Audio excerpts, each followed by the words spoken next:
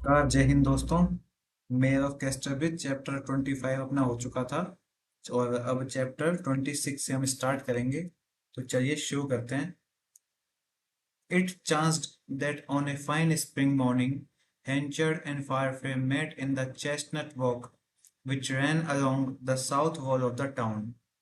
तो संयोग से एक शानदार बसंत ऋतु की सुबह है जहाँ पर हैंचर्ड और जो फायरफ्रे हैं वो शहर की दक्षिणी दीवार के साथ जो चेस्टनट वॉक जगह है वहां पर मिलते हैं, वहां पर एक दूसरे से टकराते हैं।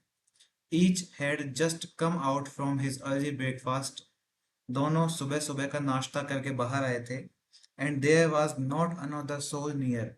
और उनके पास कोई और आदमी, कोई और आत्मा नहीं थी, मतलब कोई भी इंसान नहीं था। Henchard was reading a letter from Lucetta, sent in answer to a note from him, in which she made some excuse for not immediately granting him a second interview that he had desired.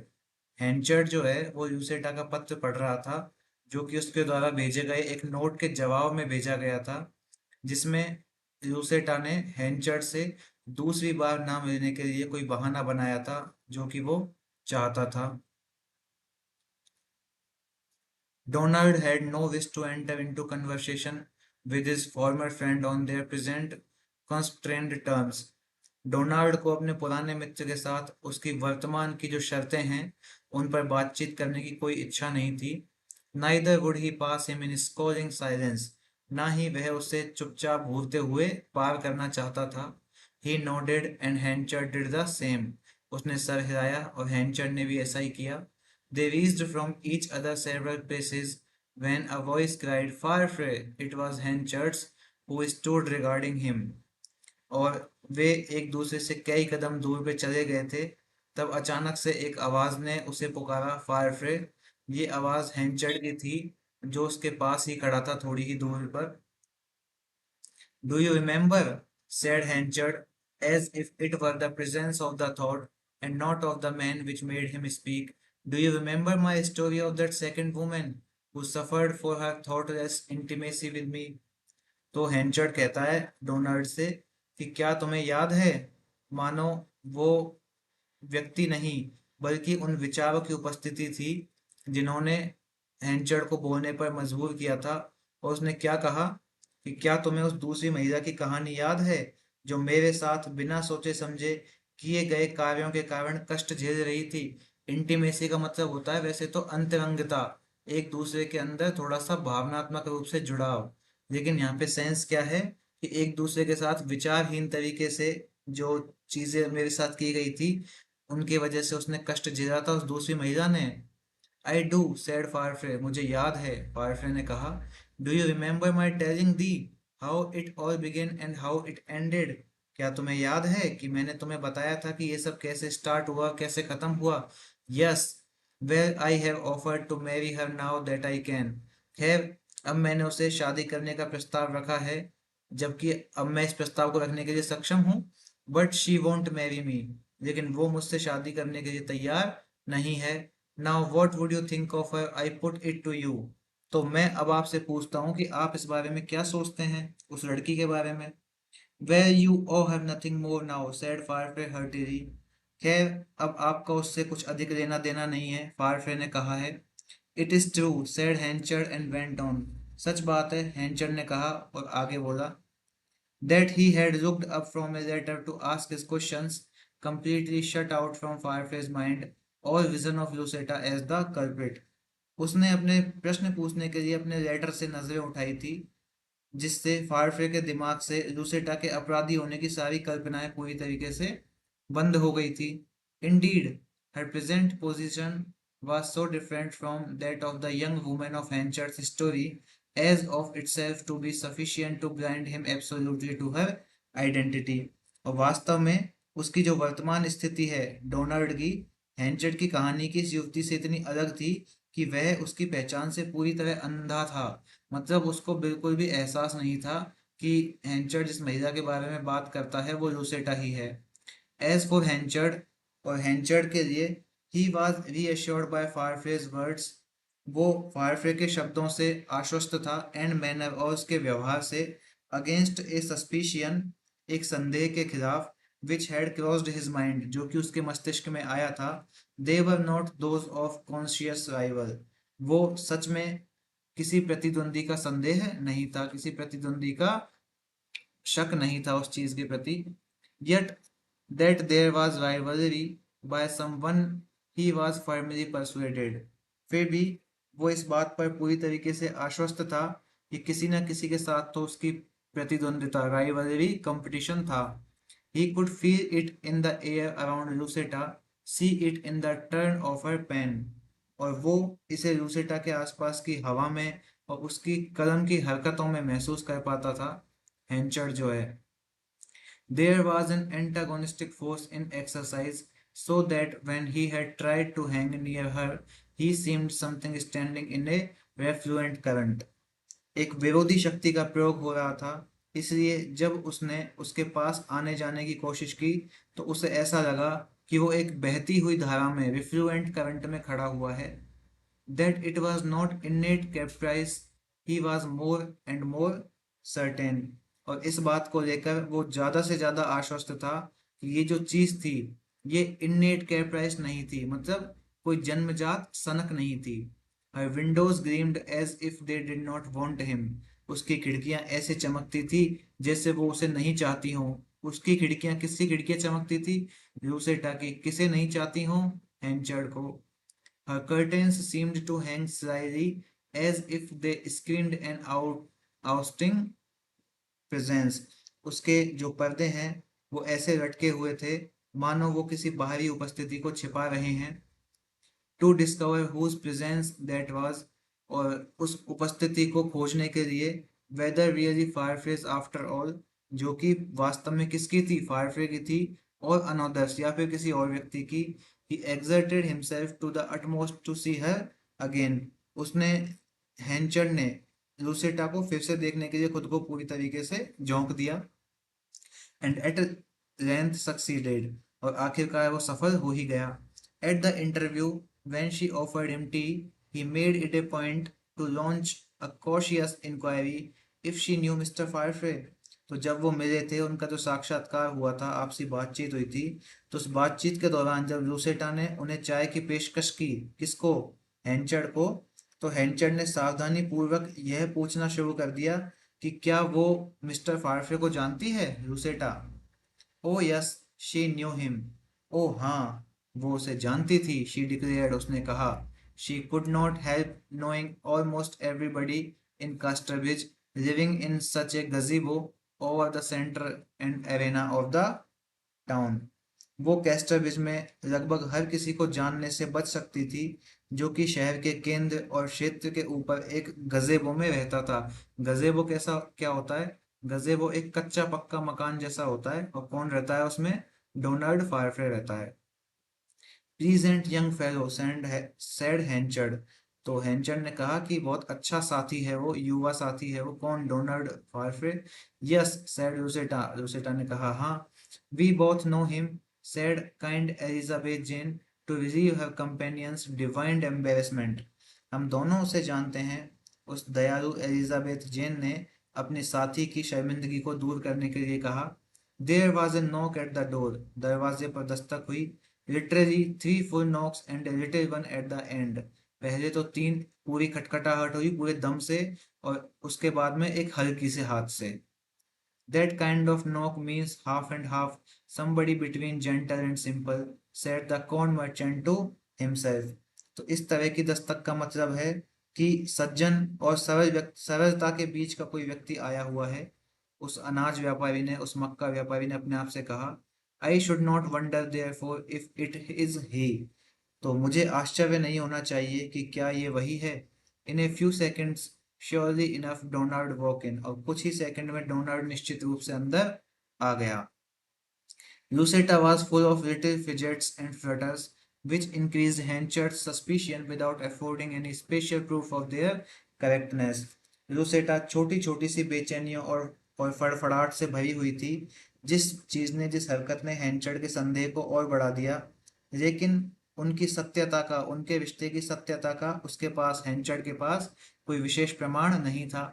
He was well nigh ferocious at the sense of the queer situation in which he stood towards this woman. वह उस अजीब स्थिति की भावना से लगभग क्रूर था, अनजान था, जिसमें वो इस महिला के सामने खड़ा था.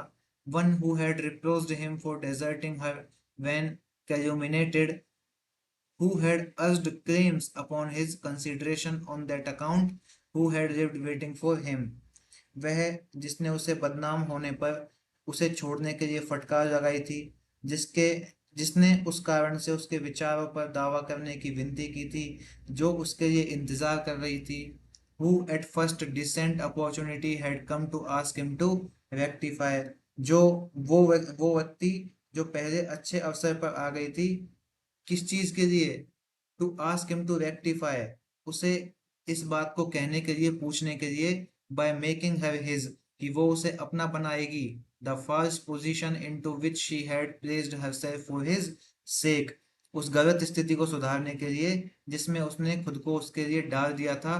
सच शी हैड बीन, वो ऐसी ही थी.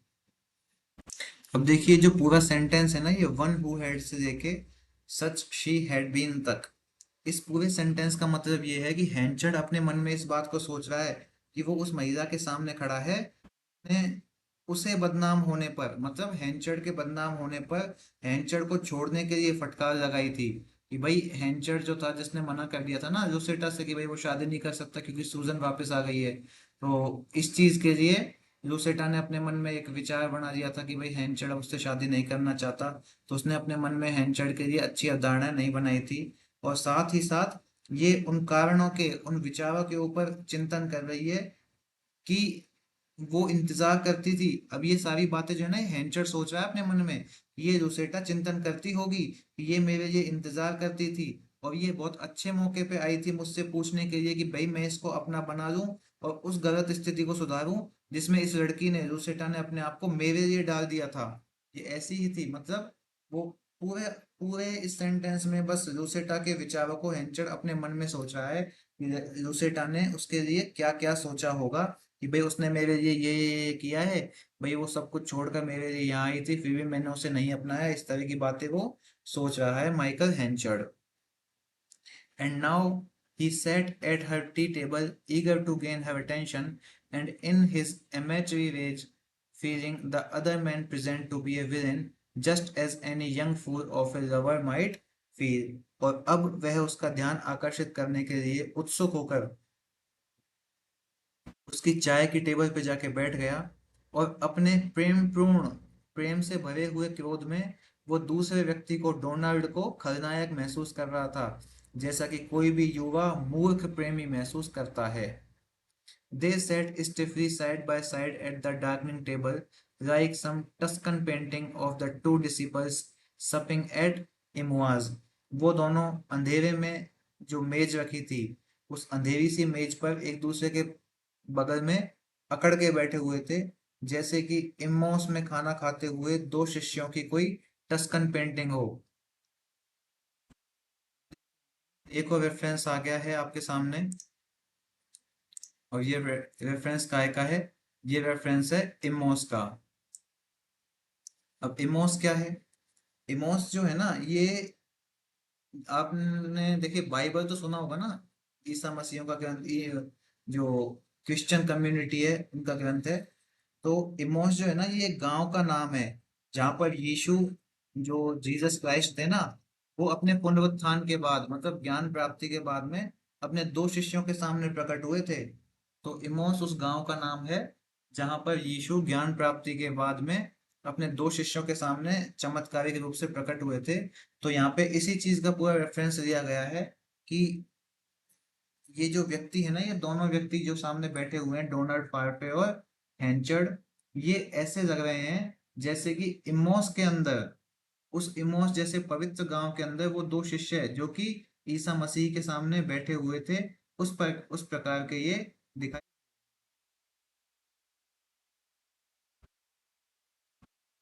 अभी टस्कन क्या है? टस्कन पेंटिंग, टस्कन एक ऐसी पेंटिंग है जो कि पुनर्जागरण काल में बनाई जाती थी. इसके अंदर है ना, मतलब नेचुरल कलर्स का प्रयोग किया जाता था, हैंडमेड ये पेंटिंग हुआ करती थी. वेनेसा पीरियड में इस तरह की पेंटिंग्स बनाई जाती थी। ठीक है, तो ये दो रेफरेंस है आपके पास एक ही लाइन से, एक तो टस्कन पेंटिंग का, वेनेसा पीरियड के टाइम की पेंटिंग, और इमोस, इमोस वो गांव जहां पर ईसा मसीह प्रकट हुए थे अपने पुनरुत्थान के बाद, अपने ज्ञान प्राप्ति के बाद में दो शिष्यों के सामने। Lucetta forming the third and haloed figure was opposite them. और लूसेटा जो है वो तीसरी व्यक्ति थी वहां पे और एक हेरोड फिगर बना रही थी।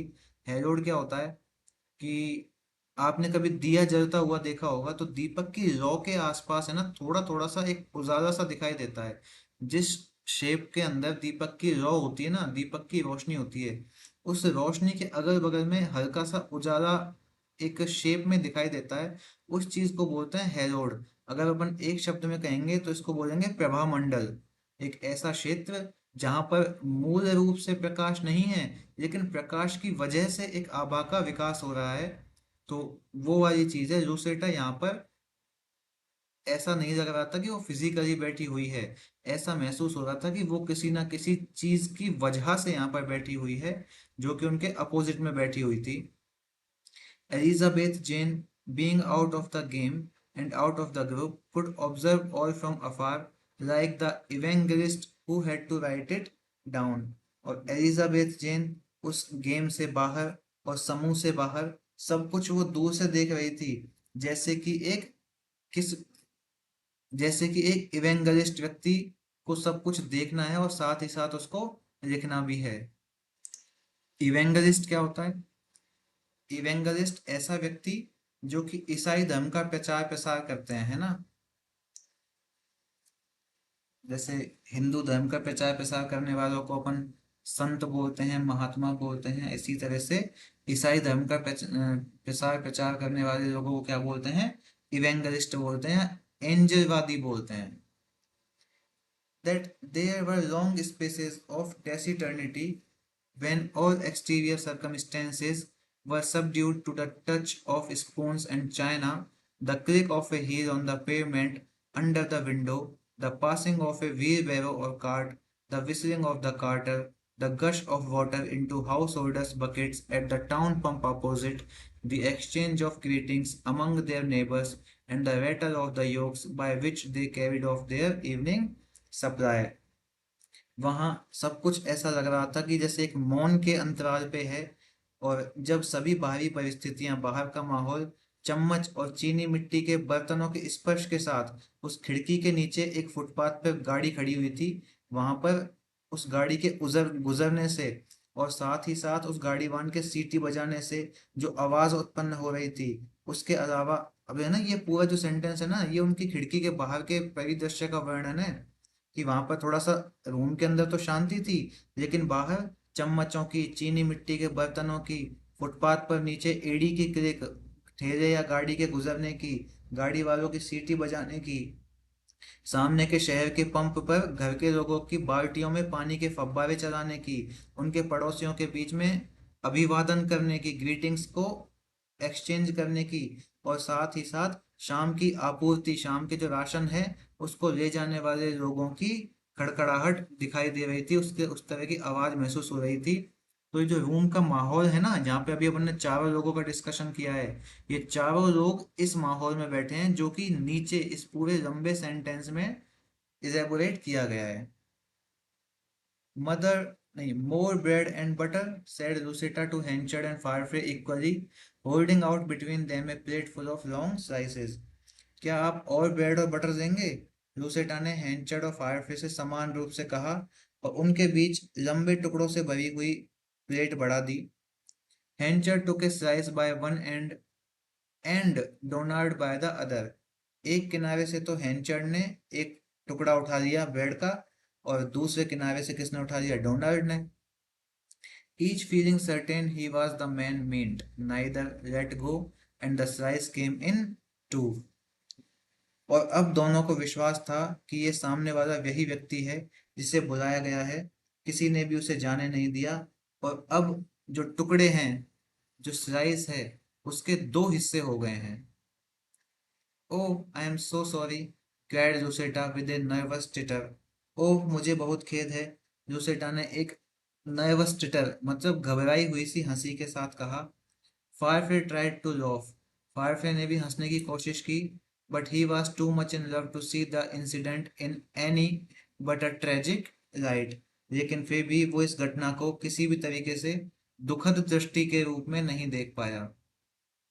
How ridiculous of all three of them, said Elizabeth to herself. और एलिजाबेथ ने अपने आप से कहा कि ये तीनों कितने ridiculous हैं। Henchard left the house with a ton of conjecture, though without a grain of proof that the counter attraction was far-fetched. हैंचर्ड ने घर से बहुत सारे ढेर सारे अनुमान लगा लिए थे, हालांकि कोई सबूत नहीं था उसके पास। ये फिर भी वो ये सोचकर बाहर निकला कि शायद ये आकर्षण जो था, ये जो काउंटर अट्रैक्शन है, उसके प्रतिद्वंदी आकर्षित आकर्षित करने वाला व्यक्ति जो है वो डोनाल्ड फारफे है। And therefore he would not make up his mind, इसलिए वो अपना मन नहीं बना पाया सबूत के लिए। Yet to Elizabeth Jane it was plain as the town pump that Donald and Lucetta were incipient lovers. फिर भी एलिजाबेथ जेन के लिए यह शहर का जो पंप था उसकी तरह स्पष्ट हो गया था कि डोनाल्ड और लूसेटा शुरुआत से ही प्रेमी हैं। More than once, in spite of care, Lucetta had been unable to restrain her glance from flitting across into Firefly's eyes like a bird to its nest। और एक से अधिक बार अपनी देखभाल के बावजूद लूसेटा अपनी नज़र को फायरफ्ले की नज़रों से मिलने में रोकने में नाकामयाब रही थी, जैसे कि एक पक्षी अपने घोंसले में आने से नहीं बचा पाता अपने आप को। पूरे सेंटेंस का मतलब ये है कि जैसे एक पक्षी अपने आप को घोंसले में जाने से नहीं रोक सकता, उसी प्रकार लूसेटा अपनी आंखों को डोनाल्ड की आंखों से मिलाने से नहीं रोक पाती है। मोहब्बत है ना जी, देखिए मोहब्बत बड़े काम की चीज है। अब इश्क इतना सच्चा है, उसका सच्चा झूठा है इसका जजमेंट तो आप लोग कीजिए। पर यहाँ पर तो यही है कि भाई उसका इश्क इतना सच्चा है इसके प्रति कि वो इसकी आंखों में चमक, इसकी आंखों में अपनी आंखें डालने के लिए आई कांटेक्ट होने से देखने से रोक नहीं पाती है। आपने भी महसूस किया होगा, कभी आप किसी शादी पार्टी में गए होंगे, किसी लड़की से या किसी लड़के से आपकी नजरें मिली होंगी, तो हम उम्मीद करते हैं ना कि दोबारा से हमारी नजरें इनसे मिले या फिर एक बार और मिलें, एक बार और मिलें, ताकि किसी ना किसी तरीके से जान पहचान होने का मौका मिल जाए। हम बहुत कोशिश करते हैं इस चीज की, है ना। तो इसी तरह का माहौल इसके साथ भी हो रहा है, लोसेटा के साथ भी। But Henchard was constructed upon too large a scale to discern such minutiae as these by an evening light, which to him were as the notes of an insect that lie above the compass of the human ear। लेकिन हैंचर्ड का जो निर्माण था, हैंचर्ड की जो अपने मन की कल्पना थी, वो इतने बड़े पैमाने पे की गई थी कि शाम की रोशनी में ऐसी छोटी छोटी की बातों को समझ पाना उसके लिए काफी मुश्किल हो गया था, जो उसके लिए एक कीड़े की तरह, किसकी तरह, कीड़े के नोट्स की तरह थे, जो कि मानव के कंपास होते हैं, उनको कानों के ऊपर से ले जा रहे हैं। पूरी लाइन का अर्थ ये है कि हैंचर्ड जो था ना, उसका ईगो इतना बड़ा हो गया था कि वो शाम की रोशनी में इन छोटी छोटी बातों को समझ नहीं पा रहा था, जो कि उसके लिए कैसी थी, एक कीड़ों की तरह थी। कीड़ों के जो नोट्स है ना, कीड़ों की आवाज जो होती हैं, उनकी तरह थी ये सब बातें, जो कि इंसान के कान के पास से गुजरती हुई प्रतीत होती हैं, इंसान को अपने कान में सुनाई देती हैं। इस तरह की चीजें थी बस ये हैंचर्ड के लिए। बट ही वॉज डिस्टर्ब, लेकिन वो परेशान था। And the sense of occult rivalry in suitorship was so much superadded to the palpable rivalry of their business lives, to the coarse materiality of that rivalry is it added an inflaming soul। और प्रेमी और प्रेमिका के बीच में वो गुपचुप में चल रही जो प्रतिद्वंदिता है, उसकी भावना, उन दोनों के प्रेम की भावना चुपचाप से, हैंचर्ड की विचार हैं ये। हैंचर्ड डिस्टर्ब क्यों है इस चीज को समझा रहा है ये हमको, कि वो जो प्रेमी और प्रेमिका है ना, उनके बीच में जो गुपचुप की भावना है, वो भावना हेंचर्ड के व्यवसायिक जीवन की जो प्रतिद्वंदिता थी उससे कहीं अधिक बढ़ चुकी थी, बहुत ज्यादा। मतलब व्यवसाय से ज्यादा उसको इंटरेस्ट किस चीजों में था, इन दोनों के प्रेम व्यवहार में था। और उस प्रतिद्वंदिता की जो मेटेरियलिटी है, कोर्स मेटेरियलिटी का मतलब होता है गहन भौतिकवादिता या स्थूल भौतिकवादिता जो थी, वो वो भौतिकवादिता, वो भौतिकता उसने हेंचर्ड के मन में, उसकी आत्मा में, उसकी ज्वलंत आत्मा में, इन फ्लेमिंग शोल है ना, उसकी जलती हुई आत्मा में एक और प्रतिद्वंदिता को, एक और राइवलरी को जन्म दे दिया था, जोड़ दिया था। मतलब हेंचर्ड पहले ही उन दोनों प्रेमी प्रेमिकाओं के बारे में बहुत ज्यादा सोच रहा है, इतना ज्यादा सोच रहा है कि उसका अपने व्यवसाय में विशेष दिमाग लग नहीं रहा है अभी। और उसी कोर्स मटेरियलिटी ने उस प्रतिद्वंदिता को और ज्यादा ज्वलंत कर दिया है। The thus vitalized antagonism took the form of action by Henchard sending for Job, the manager originally displaced by Firefly's arrival। और इस प्रकार से वो जो एक्टिव विरोध था, उसने हेंचर्ड को जॉब को बुलाने की कार्रवाई करने के लिए विवश कर दिया, जो मैनेजर मूल रूप से फायरफ्रे के आने की वजह से विस्थापित कर दिया गया था या भगा दिया गया था। आपने स्टार्टिंग में देखा होगा जब फायरफ्रे इंट्रोड्यूस होता है उसके एक दो चैप्टर बाद, कि हेंचर्ड डोनाल्ड को अपना मैनेजर पोस्ट कर देता है, मैनेजर की पोस्ट दे देता है। और उसके बाद एक जॉब नाम का बंदा उसके ऑफिस में आता है जिसमें वो बोलता है कि भाई अब तो मैंने मैनेजर रख लिया है, और जॉब चला जाता है। ये वही जॉब है। अब हेंचर्ड के अंदर का कंपटीशन इतना बढ़ चुका है कि उसने अपने मैनेजर की पोस्ट को भरने के लिए जॉब को दोबारा से बुला लिया है। Henchard had frequently met this man about the streets, observed that his clothing spoke of neediness, heard that he lived in Mixon Lane, a black slum of the town. The piss error of Casterbridge domiciliation itself almost a proof that a man had reached a stage when he would not stick as trifles। हेंचर्ड जो है ना, वो अक्सर इस आदमी से सड़कों पे मिला करता था जॉब से, और उसने देखा था कि उसके जो कपड़े हैं ना जॉब के, वो वाकई में इस बात को दर्शाते हैं कि इसको कुछ आवश्यकताएं हैं, इसकी जरूरतें हैं, इसकी जरूरतों को दर्शा रहे हैं। मतलब बहुत सभ्य अच्छे कपड़े नहीं हुआ करते थे जिससे पता पड़ता था कि ये काफी गरीबी में जी रहा है। हेंचर्ड ने सुना था कि वो जॉब जो है ना, वो शहर की पिछली झुग्गी बस्तियों से भरी हुई मिक्सन लेन में रहता था। कहाँ रहता था भाई जॉब? जॉब रहता था मिक्सन लेन में, जो कि कैसा एरिया है, झुग्गी झोंपड़ियों से भरा हुआ ब्लैक स्लम एरिया है उस टाउन का, जो कैस्टरविच के निवास का सबसे बड़ा हिस्सा था।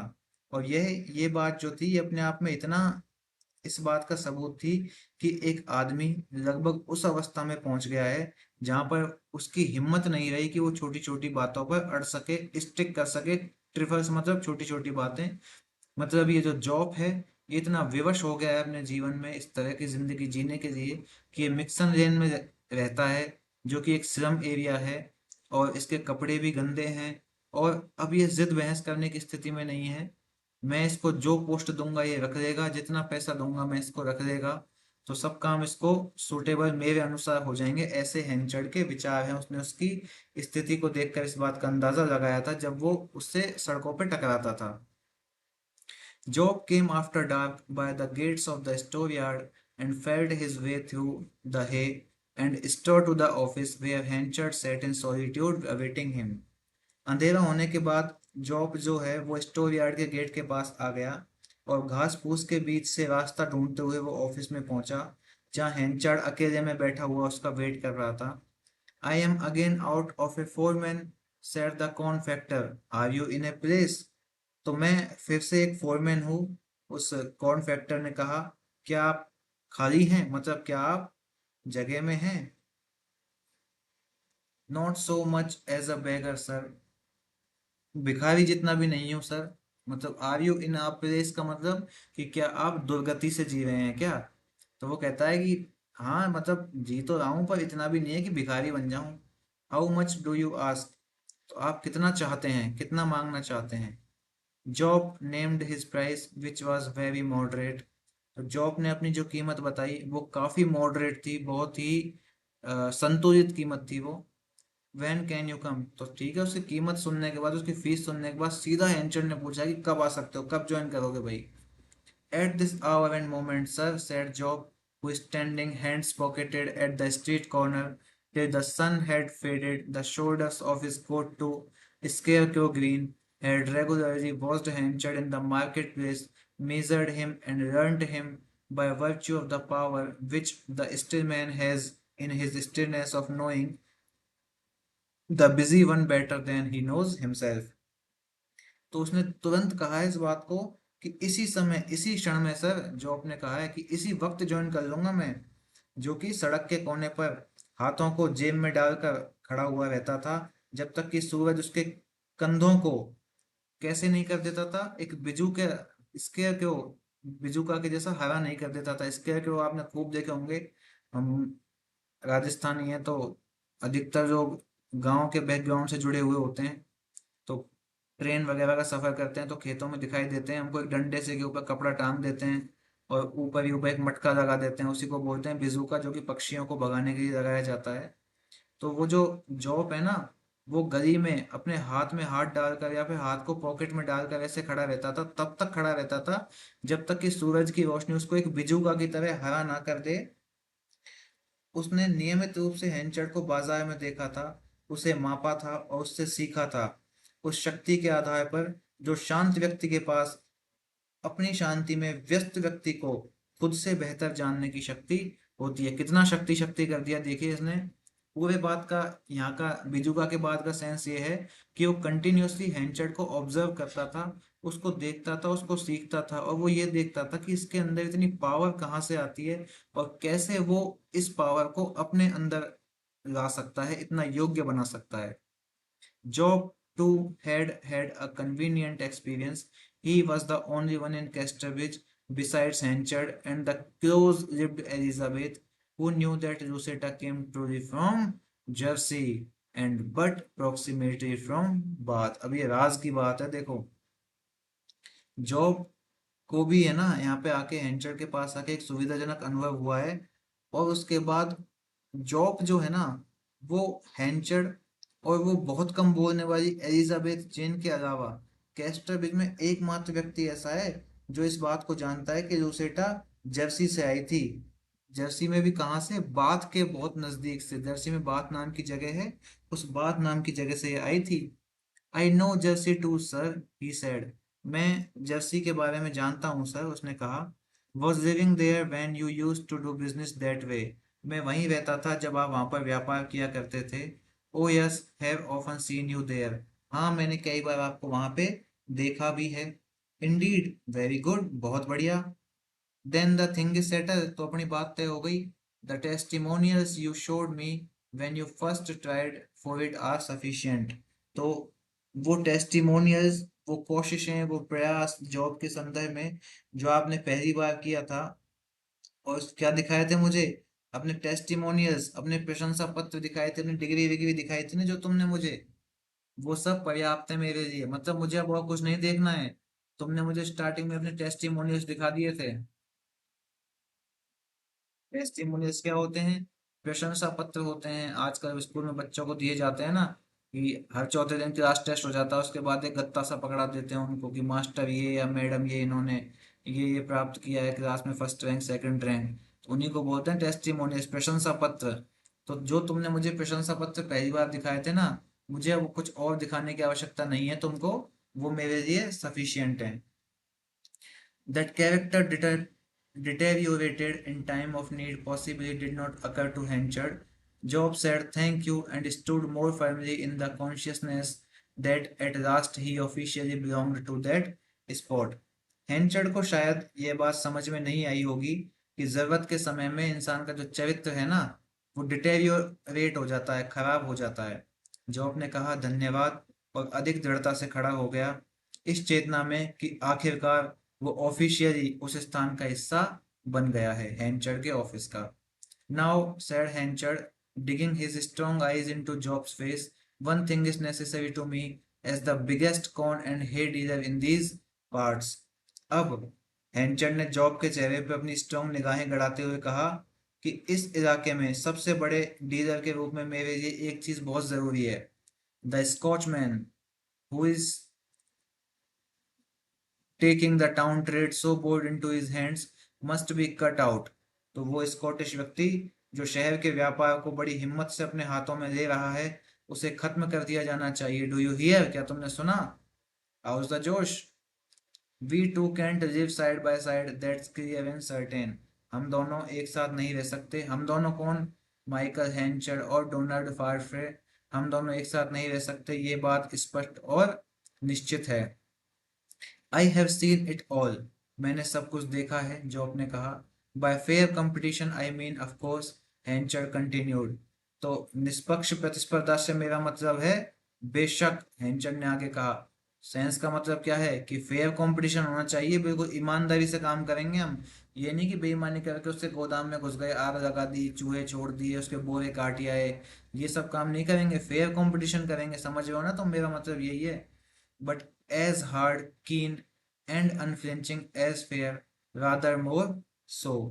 लेकिन निष्पक्षता के साथ साथ कठोर, उत्सुक और अडिग, बल्कि उससे भी अधिक।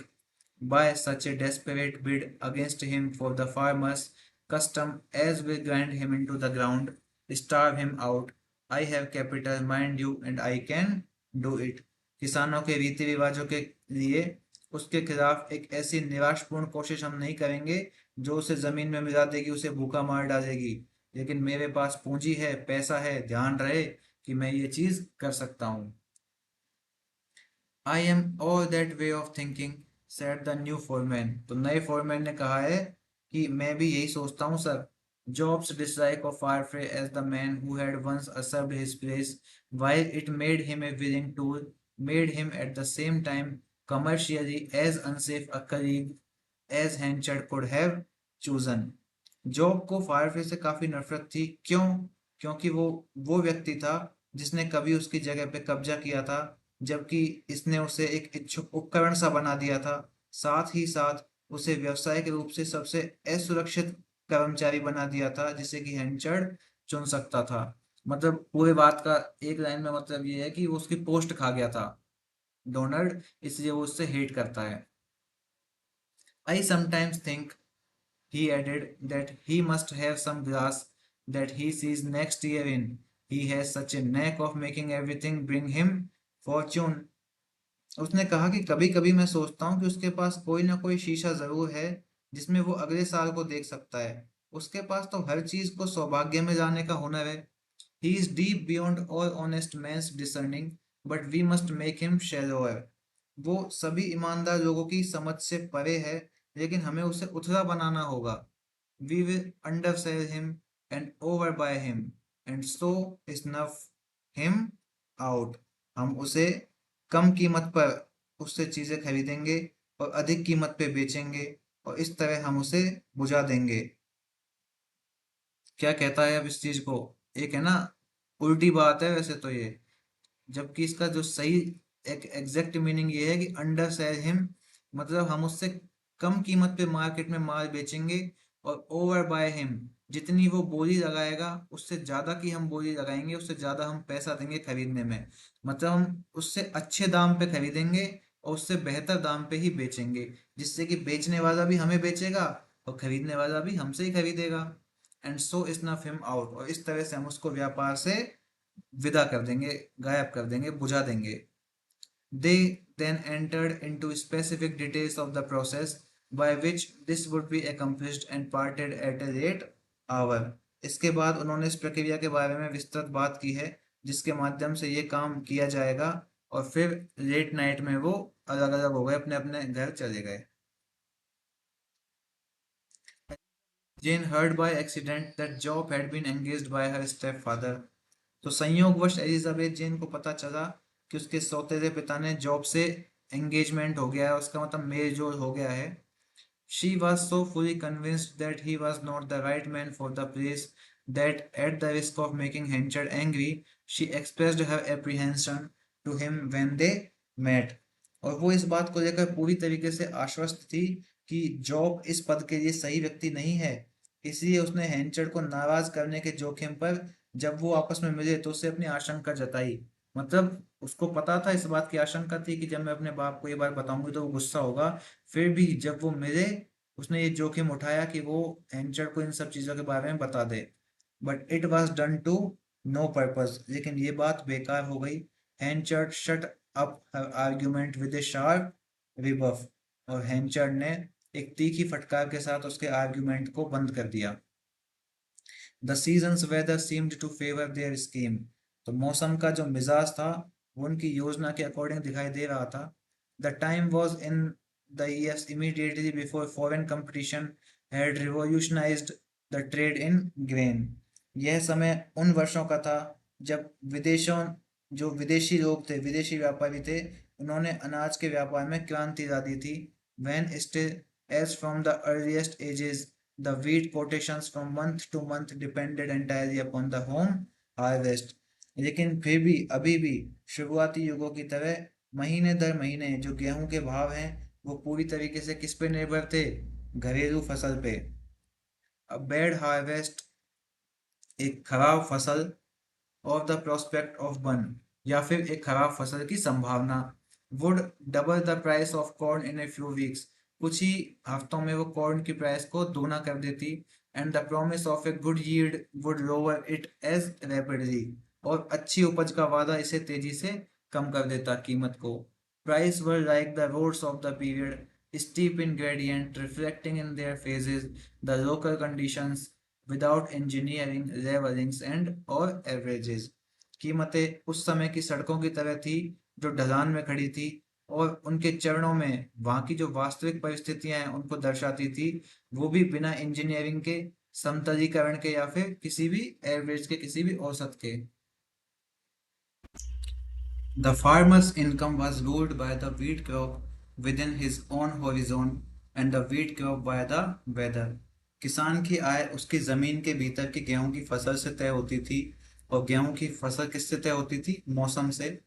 Thus in person he became a sort of flash barometer with feelers always directed to the sky and wind around him। इस प्रकार व्यक्तिगत रूप से वो एक प्रकार का मास बैरोमीटर बन गया, जिसकी टहनियां हमेशा उसके चारों ओर आकाश और हवा की ओर निर्देशित रहती थी। अब बैरोमीटर क्या होता है? देखिए, बैरोमीटर तो एक ऐसा यंत्र होता है जो कि मौसम के पूर्वानुमान में काम आता है, लेकिन यहाँ पे टर्म यूज की गई है फ्लैश बैरोमीटर, अर्थात मास का बैरोमीटर। अब इसका मतलब क्या है? देखिए, फ्लैश बैरोमीटर कोई साइंटिफिक उपकरण नहीं है। ये तो क्या है ना, आम बोलचाल की भाषा को प्रदर्शित करता है। अल्टीमेटली कहा इसलिए जाता है फ्लैश बैरोमीटर कि ये एक ऐसे व्यवहार को प्रदर्शित करता है जो इंसान महसूस करता है। मतलब हम आसमान में देखकर काले बादलों को देख के अनुमान लगाते हैं कि भाई बरसात होने वाली है आज, या फिर मौसम बहुत ज्यादा शांत हो जाता है तब हम अंदाजा लगाते हैं कि शायद तूफान आएगा। तो उन अंदाजों को संदर्भित करने के लिए इस तरह का इस्तेमाल किया गया है। या फिर इसको आप ऐसे भी समझ सकते हैं कि मौसम को देखकर इंसान के व्यवहार में जो परिवर्तन आता है, या फिर मौसम को देखकर जानवरों के व्यवहार में जो परिवर्तन आता है ना, उस परिवर्तन को नापने का एक मानक हो सकती है ये चीज, फ्लैश बैरोमीटर। तो अगर हम सबसे छोटे रूप में कहें तो ये फ्लैश बैरोमीटर एक तरीके से मानव का व्यवहार को प्रदर्शित करता है, जो कि मौसम का अनुमान लगाना चाहता है। The local atmosphere was everything to him, the atmosphere of other countries a matter of indifference। तो वहाँ का जो स्थानीय वातावरण था वो उसके लिए सब कुछ था, जबकि दूसरे देशों का वातावरण उसके लिए कोई भी इंटरेस्ट का या मैटर नहीं था, इंडिफरेंस था, मतलब उदासीन था बिल्कुल उसके लिए। उसको बस वहीं के एटमॉस्फेयर से मतलब था, दूसरे देशों में क्या हो रहा है, कैसा एटमॉस्फेयर है, हैंचर्ड को इस बात से कोई मतलब था ही नहीं। The people, too, who were not farmers, the rural multitude, saw in the god of the weather a more important personage than they do now। वो लोग जो किसान नहीं थे, जो ग्रामीण जनसमूह थे, वो मौसम के देवता को आज की तुलना में बहुत ज्यादा महत्वपूर्ण मानते थे। Indeed, the feeling of the peasantry in these matter was so intense as to be almost unrealizable in these equable days। और वास्तव में इस मामले में किसानों की जो भावना थी वो इतनी उग्र थी, इतनी तीव्र थी कि वो इन दिनों में लगभग ऐसी महसूस होती थी जैसे ये वाकई में वास्तविक है ही नहीं, एक अवास्तविक सी है, अनरियलाइजेबल है, अवास्तविक सी भावना उनके किसानों को महसूस होती थी। इतने दृढ़ दिखाई देते थे वो अपने मानकों में, अपनी मान्यताओं में। Their impulse was well nigh to prostrate themselves in lamentation before untimely rains and tempests, which came as the arrester of those households whose crime it was to be poor. उनका आवेग लगभग बिना समय होने वाली बारिश और तूफानों के सामने रोने के लिए ही होता था, जो उन घरों के लिए अरेस्टर के रूप में आते थे जिनका अपराध क्या था, गरीब होना था। एलेस्टर क्या है? एलेस्टर जो है ना, इसको रिवेंज लेने वाले देवता या बदला लेने वाले देवता या आत्मा के रूप में देखा जाता है। तो इस पूरे सेंटेंस का स्पष्ट मीनिंग क्या हो गया कि वो जो लोग थे ना, उनका गुस्सा किस चीजों पे निकलता था, कैसे निकलता था? उनका गुस्सा निकलता था रोने में। क्यों रोते थे वो? जब बिना समय बारिश हो जाती थी या तूफान आ जाते थे ना, तो उनका गुस्सा रोने में निकलता था, क्योंकि वो कुछ और तो कर नहीं सकते थे। और ये जो गरीब लोग थे जिनका अपराध क्या था, गरीब होना था, उन घरों के लिए ये जो तूफान थे ये किस तरह से आते थे? ये बदला लेने वाले देवता या आत्मा के रूप में आते थे, अरेस्टर के रूप में आते थे। After midsummer they watched the weather cops as men waiting in antechambers watch the लेके। और मध्य की ग्रीष्म ऋतु के बाद वे मौसम के संकेतों को उसी तरीके से देखते थे जैसे कि रूम्स के अंदर प्रतीक्षा करने वाले लोग नौकरों को देखते हैं। मतलब जो लोग जैसे खाना खा रहे हैं, अपने एंटी चैम्बर्स में बैठ के वो खाना खा रहे हैं, और मान लो प्लेट में रोटी खत्म हो गई, तो वो उस गेट की तरफ देखते हैं जहां से नौकर निकलेगा अभी रोटी लेकर के। तो जिस उम्मीद में वो लोग देखते हैं ना नौकरों को, उसी उम्मीद में ये लोग मौसम के संकेतों को देखते हैं, ये गरीब लोग। सन इलेटेड देम, सूरज उन्हें प्रसन्न करता था। क्वाइट रेन सोबर्ड देम, और शांत बारिश उन्हें शांत कर देती थी। Weeks of watery Tempest stupefied them, और सप्ताह भर के पानी के तूफान जो थे वो सब उन्हें क्या कर देते थे, स्टूपिफाइड कर देते थे, स्तब्ध कर देते थे, विवश कर देते थे दुखी होने पर। That aspect of the sky which they now regard as disagreeable, they then beheld as maleficent। और आकाश का वो पहलू जिसे वो सब अब कैसा मानते थे, डिसएग्रीएबल मानते थे, बेकार मानते थे, अप्रिय मानते थे, वे लोग तब उन्हें क्या मानते थे, मेलिफिसेंट मानते थे, नीच, दुष्ट या घृणित मानते थे। मतलब आकाश जब ऐसी हरकतें करता था तो उनको आकाश बिल्कुल भी अच्छा नहीं लगता था, डिसएग्रीएबल लगता था, अप्रिय लगता था, और इस आकाश को वो विनाशकारी मानते थे। It was June and the weather was very unfavourable. तो जून का महीना था और मौसम कैसा है, एकदम प्रतिकूल है।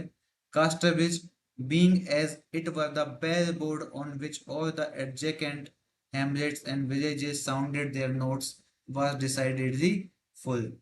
जून का महीना है, मौसम प्रतिकूल है।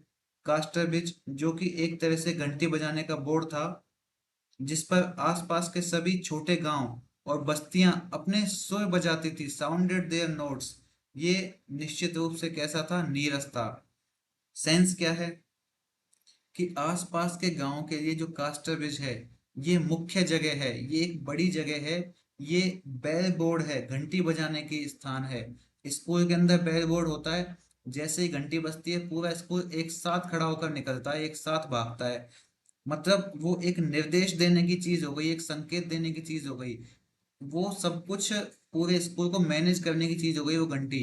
इसी तरीके से कास्टर ब्रिज है जो कि अपने आसपास के सभी गांवों को मैनेज कर रहा है। Instead of new articles in the shop windows, those that had been rejected in the foregoing summer were brought out again. Superseded reap hooks, badly shaped rakes, shop-worn leggings, and time-stiffened water tights reappeared, furbished up as near to new as possible। तो दुकानों की खिड़कियों में नए सामान के बजाय पिछली गर्मियों में जो सामान को नकार दिया गया था वो सामान फिर से बाहर लाया गया। पुराने रीप हुक, खराब आकार के रैक्स जो होते हैं वो, दुकानों में लगी हुई घिसी पिटी रैगिंग और समय के साथ सख्त हो चुके वाटर टाइट्स जो हैं, पानी को रोकने की जो चीजें हैं, वो फिर से दिखाई दिए, जिन्हें जितना संभव हो सके उतना नया बना दिया गया था। Henchard, backed by Job, read a disastrous garnering and resolved to base his strategy against Firefly upon that reading. Job के समर्थन से हैंचर्ड ने एक विनाशकारी जुआ खेला था और उस पढ़ने के आधार पर फायरफ्ले ने अपनी रणनीति उसको आधार बनाने का संकल्प लिया था। सेंस क्या है कि जॉब के सजेशन से फायरफ्ले ने एक जबरदस्त जुआ खेला है और उस जोब के जुए के आधार पर उन्होंने फायरफ्री के खिलाफ अपनी रणनीति तैयार की है। But before acting he wished what so many have wished that he could know for certain what was at present only strong probability। लेकिन उस काम को करने से पहले उन्होंने जो चाहा, हालांकि बहुत से लोगों ने वही चाहा था कि वो निश्चित रूप से जान सकें कि वर्तमान में केवल जो सबसे मजबूत संभावना है वो क्या है। He was superstitious, as such had strong natures often are। वो अंधविश्वासी था, जैसा कि इस तरह के जिद्दी स्वभाव वाले लोग अक्सर होते हैं।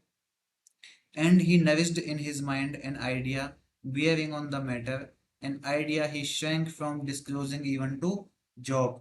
और उसने अपने मन में इस मामले से संबंधित एक विचार को बढ़ावा दिया, पोषित किया है, एक ऐसा विचार जिसको वो जॉब को बताने से भी कतराता है, थोड़ा सा डरता है, जॉब को भी नहीं बताना चाहता है वो अपने मन में आए इस विचार को।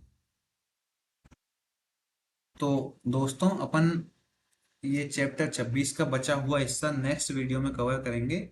आप तब तक के लिए इसे देखिए, पढ़िए, समझिए, और अगर आपको वीडियोस पसंद आती हैं तो प्लीज़ लाइक कीजिए और कमेंट कीजिए, अपने फ्रेंड्स के साथ शेयर कीजिए। आप लाइक करते हैं तो देखिए हमें भी थोड़ा सा मोटिवेशन मिलता है। अभी आप लोग सही से लाइक नहीं करते हैं या शायद सब्सक्राइब नहीं करते हैं, तो we heartily request you to please like, comment and share more as possible। So पढ़ते रहिए, बढ़ते रहिए। मिलते हैं नेक्स्ट वीडियो में। तब तक के लिए धन्यवाद। जय हिंद।